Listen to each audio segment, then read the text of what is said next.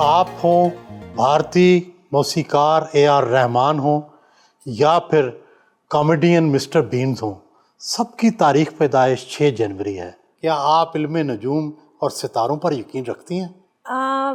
मुझे जो कैरेक्टरिस्टिक्स होती हैं, जो नेचर के ट्रेट्स होते हैं, मुझे लगता है क्योंकि पूरी एक स्टडी है सैयारों की और इसको डिसरिगार्ड नहीं किया जा सकता। क्या आप सितारों की गर्दिश के बारे में जानती हैं? सितारे क्या कहते हैं? आज का दिन कैसा गुजरेगा? नहीं, मैं हफ्ता कैसा गुजरेगा, महीना कैसा गुजरेगा, उस पर बिलीव नहीं करती, क्योंकि मुझे लगता है कि जो चीज़ इंसान जिस तरह सोचता है वो चीज़ें होने लग जाती हैं। तो अगर मैंने पढ़ लिया ज़ोडिएक में कि आज के इस हफ्ते में जो है वो ऐसा कुछ हो जाएगा, तो नहीं भी होना होगा ना, तो मैं सोच सोच के उस चीज़ को अट्रैक्ट कर लूँगी, मुझे ऐसा लगता है। तो हफ्ता कैसा रहेगा ये तो नहीं देखती, या महीना कैसा रहेगा ज़ोडिएक का, बट ये बहुत फैक्ट पे बेस्ड है, ये नॉलेज है, पूरी एक स्टडी है। और मुझे लगता है कि बहुत सारी चीज़ें, जैसे कैप्रिकॉर्न के ट्रेट्स हैं, तो मुझे लगता है कि मुझ में वो चीज़ें हैं, जैसे मूडी होते हैं, बहुत हार्ड वर्किंग होते हैं, थोड़े से मिस्टीरियस भी होते हैं।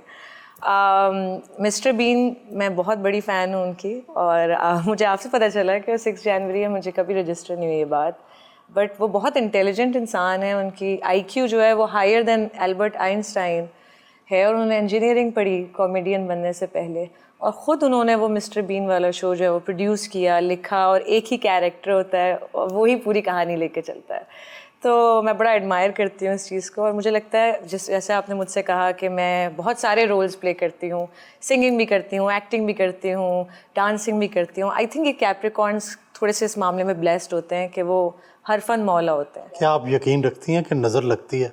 बिल्कुल नज़र लगती है, नज़र लगती है।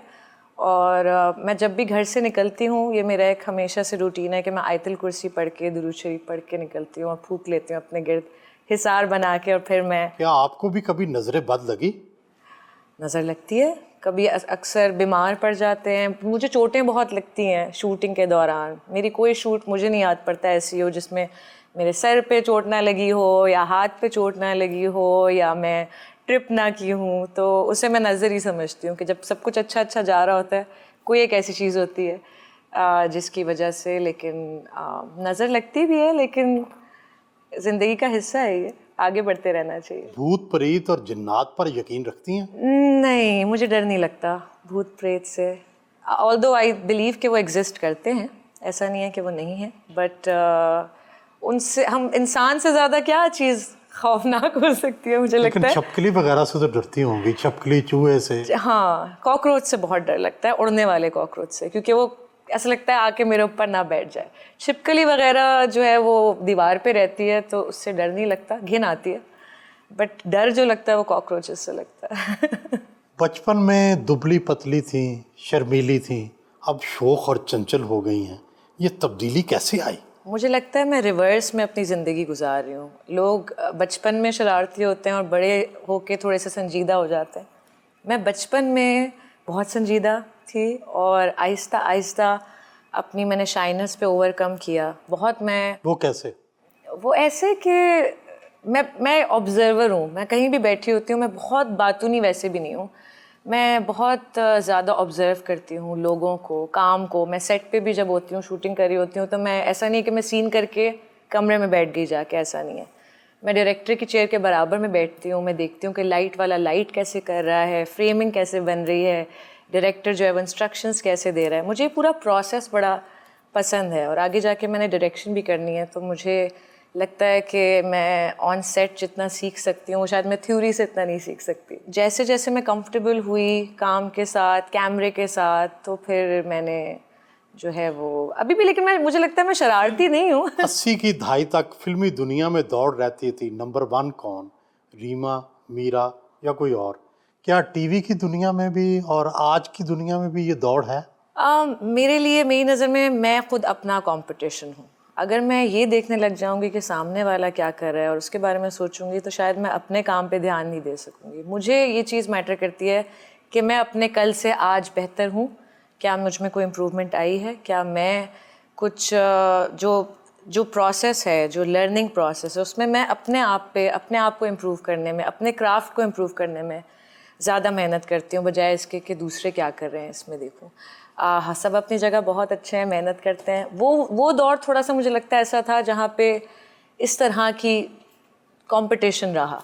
अब बहुत हेल्दी कंपटीशन है आई थिंक, और सबसे ज़्यादा अगर आप बेहतरीन जवाब दे सकते हैं वो अपने काम के ज़रिए दे सकते हैं, और मैंने हमेशा से अपने काम को अपना कॉलिंग कार्ड समझा है और उसी पे फोकस किया है। माशाल्लाह खूबसूरत हैं, और आपको खुश शक्ल ख़वातीन में भी कई नंबर दिए जा चुके हैं दुनिया में। आप ये बताएं कि आपकी कामयाबी में आपकी खूबसूरती का कितना हाथ है और आपकी अच्छी अदाकारी का कितना? आई थिंक खूबसूरती एक बोनस पॉइंट समझ सकते हैं हम उसको, कि इट डज़ हेल्प बिल्कुल, लेकिन खूबसूरती सब कुछ नहीं है। ऐसे बहुत सारे खूबसूरत चेहरे हैं, लेकिन अगर टैलेंट ना हो और उस टैलेंट को सही तरह से कैपिटलाइज ना किया जाए, उसको मैक्सिमाइज ना किया जाए, तो फिर उस खूबसूरती का कोई फ़ायदा नहीं है। आई थिंक मेरी नज़र में ये बहुत मैटर करता है कि टैलेंट होना बहुत ज़रूरी है, और साथ साथ मेहनत और लगन, क्योंकि बहुत सारे लोग टैलेंटेड भी हैं लेकिन उनका वो एथिक, वर्क एथिक नहीं है। तो I think it's not just beauty but talent and hard work और परसिस्टेंस, कि आप मेहनत करते रहें, लगे रहें, सीखते रहें, और आई थिंक यही एक कामयाबी की अगर रेसिपी समझ लें तो वो यही होती है। आपने बहुत छोटी उम्र में अदाकारी शुरू कर दी, क्या इस वजह से तालीम तो नहीं मुतासर हुई? नहीं, मेरी अम्मी ने, जब मैंने काम शुरू किया एज अ चाइल्ड एक्टर, तो मेरी अम्मी को सबसे ज़्यादा यही फ़िक्र थी कि पढ़ाई नहीं छोड़नी है। तो मैंने बहुत, जब बचपन में काम किया तो बहुत थोड़े थोड़े प्रोजेक्ट्स किए, समर वेकेशंस में काम किया, हॉलीडेज़ के दौरान काम किया।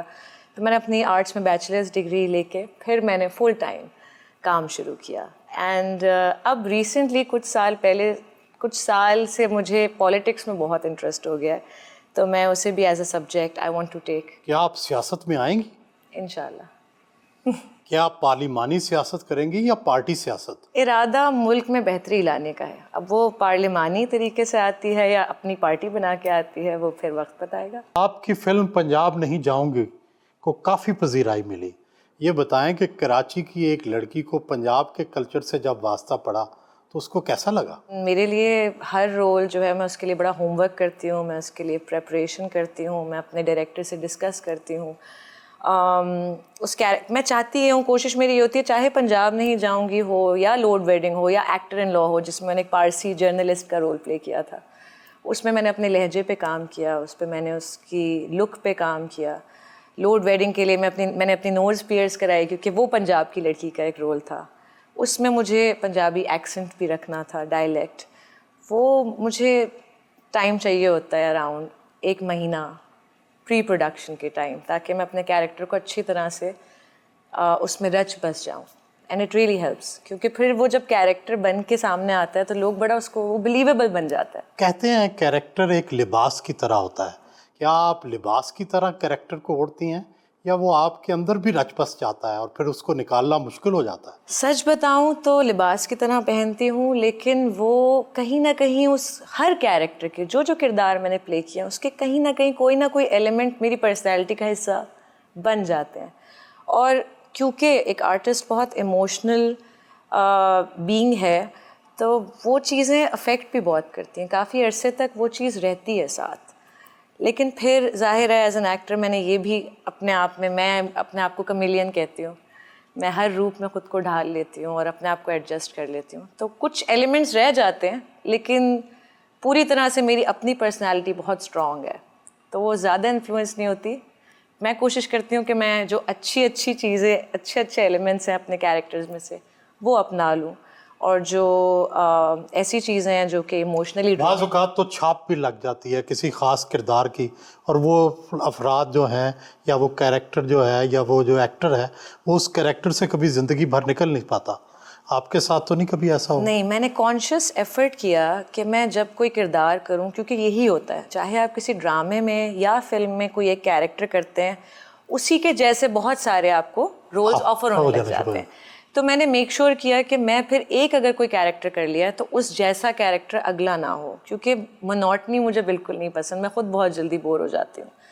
और अगर मुझे कैरेक्टर्स करनी है तो इतने सारे कैरेक्टर्स में से मैं रिपीट करने का कोई सेंस नहीं बनता।